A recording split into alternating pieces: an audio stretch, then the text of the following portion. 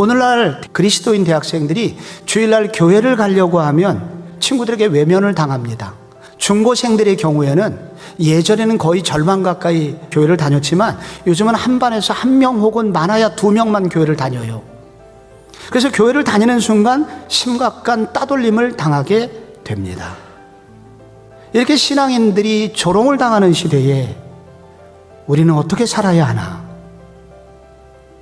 오늘 우리가 시편 123편을 읽었는데 지금 시인은 사람들로부터 심각한 조롱을 당하고 있는데 그 조롱하는 사람들이 누구냐면 안일한 자들입니다. 세상적으로 잘 나가는 사람 말합니다. 시인은 믿음으로 살았지만 세상적으로는 일이 안 풀렸던 것 같아요.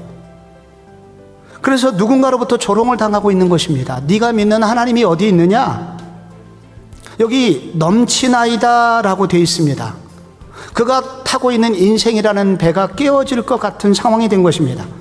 자기가 믿고 있는 믿음까지도 깨어질 위기를 당하고 있는 것입니다. 시편 120편부터 134편까지를 순례자의 노래라고 하죠. 이게 무슨 말이냐면 믿음의 사람들이 예수 믿고 천국 가는 날까지 순례의 길을 걸어갈 때 피할 수 없는 것이 있습니다. 바로 멸시당함과 조롱당하는 일이라는 것입니다. 파도처럼 밀려오는 조롱의 현장에서 믿음의 사람은 어디로 가야 할까요? 그리고 무엇을 해야 될까요? 오늘 시편 기자가 말하는 것은 성전으로 가서 바라봄의 능력을 체험해라 라고 알려줍니다. 하늘에 계시는 주여, 내가 눈을 들어 주께 향하나이다. 여주인의 손을 바라보는 여종의 눈같이 우리의 눈이 여호와 우리 하나님을 바라보며, 마음이 괴로운 상황에서 시인이 선택한 곳은 어디입니까? 하나님의 성전입니다. 이곳에 가서 그는 하나님을 바라보겠다고 선언하는 것입니다. 우리가 사람만 뚫어지게 바라봐도 외면할 수 없는 게 사람입니다. 근데 우리 하나님을 계속 바라보면 어떻게 될까요? 하늘의 문이 열리게 되는 것입니다. 우리의 상처를 싸매주시는 그 하나님의 임재를 체험하게 됩니다. 그것이 시인을 치유하고 그리고 성도들의 삶을 치유했다는 것입니다. 조롱당할 때 순례자는 또 무엇을 해야 됩니까? 오늘 성경에 보니까 하나님과의 싸움이 되게 해라 라고 말합니다. 시인이 성전에 가서 하나님을 바라보기만 한 게 아니라 분명한 기도 제목을 가지고 기도를 했습니다. 은혜를 베푸소서, 은혜를 베푸소서. 내 인생의 주인이 내가 아니라는 것입니다. 내 힘으로는 살 수 없음을 인정하는 것입니다. 하나님의 자녀라는 것을 고백하고 있는 것입니다. 근데 바로 그 순간 무슨 일이 생기냐면 나를 향한 조롱이 하나님을 향한 조롱이 되는 것입니다. 그 순간 싸움의 대상이 바뀌어서 나와 그의 싸움이 아니라 하나님과 그 사람 사이의 싸움으로 바뀌게 됩니다.